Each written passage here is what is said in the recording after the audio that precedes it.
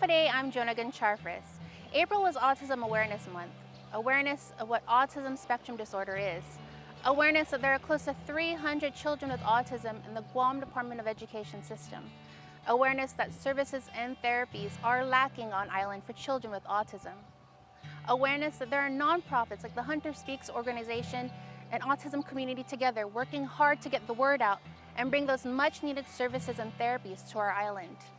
And awareness of the challenges that parents and families face raising a child with autism. When I heard the word autism, thank you, it was less of a shock and more fear. Fear of the unknown, fear that I wouldn't know what to do, fear that I would not be able to help my child, fear that others would not accept my child the way I do. We as parents were specifically chosen to take care of these special kids.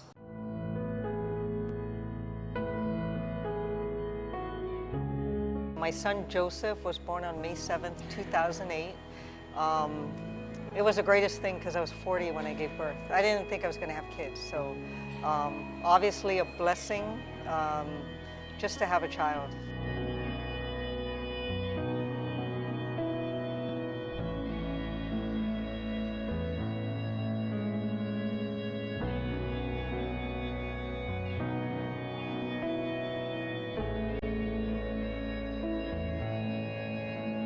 I didn't know anything about autism, but I was willing to do anything, like I said, to help my son. We were sent to Tripler once, and then they didn't want to make the diagnosis. They wanted to do more tests.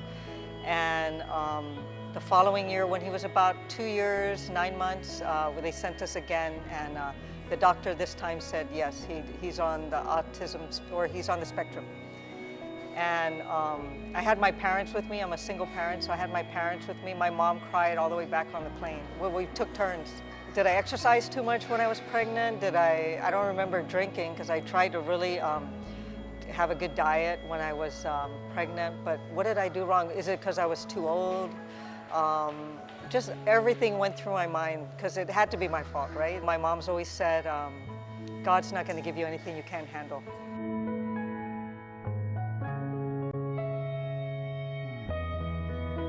He was breech when he was born, so they kept trying to turn him. So they said his legs were just bent the whole time, I guess. Not the wrong way, but just because he didn't have time to thrive. So he wasn't meeting a lot of his physical milestones. So he had to get a lot of physical therapy. He wasn't turning when he should. Just a lot of things, but we worked through it. So my son didn't walk until he was 4.5. But that's a blessing in itself because we were told he may never walk because he had such low tone in his legs. When he started walking, now he can't keep still, right? Be careful what you wish for. But I always said, hey, bring it on because anything to make my son grow and thrive. He's come a long way. Like I said, it was the therapist, not only from Naval Hospital, but at the school that really worked hard to make sure they were going to help him to walk.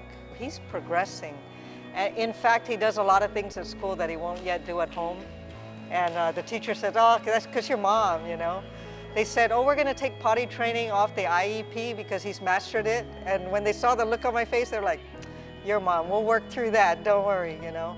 I mean, they're autistic, but they're still children. Sometimes we cry when we hear about the milestones. You know, when my son picked up a cup and drank from a cup, oh my God, other people would be like, big deal, my kid did that at 1. Well, my son just started doing that maybe a couple years ago. When they told me he can put on his socks by himself, I was like, you're kidding me. He doesn't do that at home, but he does that there. So in school, he does a lot of life skills, and they're working on that. He might not be able to read yet or anything, but I know with every little step, more will come. I think the fact that he's nonverbal and then autistic, it's brought a lot of challenges, but like I said, with every challenge, it's a blessing because it just makes you aware, makes you appreciate all the little things that he's overcoming.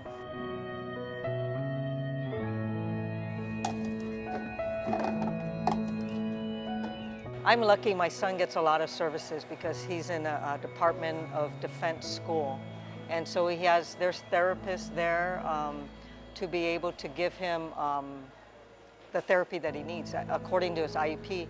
I know in the Department of Education, They have therapists, there's just not enough to be able to service the kids with what their IEP is saying. So expanding the services that Hunter Speaks is doing with the ABA therapist, which is what these kids really need, that's what we need to do. And the fact that we have at least one on island, that's progress because we never had that before. So, you know, that's just giving us the excitement, just knowing that we'll get more in the future, hopefully, right? We'll get more and be able to provide more services to our kids.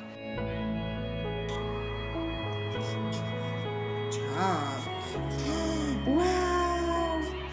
In the past, shoot, I'd want to stay in the Guard forever and make us the highest rank I could, but you know, a lot of the priorities changed when my son was diagnosed with autism, and as he's grown and as we've experienced or seen that the services that he really needs are not there, I want to be a part of the group that just goes out and helps bring those services. Or, you know, we might not be able to bring all the therapy, but just to provide services.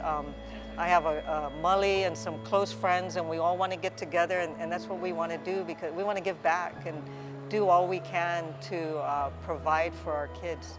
We all want to see our kids grow up and be, you know, develop into thriving citizens, productive citizens, just to be happy. He's my blessing, because being in the military, sometimes you got to be a little hard. Being a single parent, it was all about work and other things like that. But my son taught me that there's more to life than just work. You know, he's taught me patience. He's taught me acceptance, understanding. I think he's just made me a better person.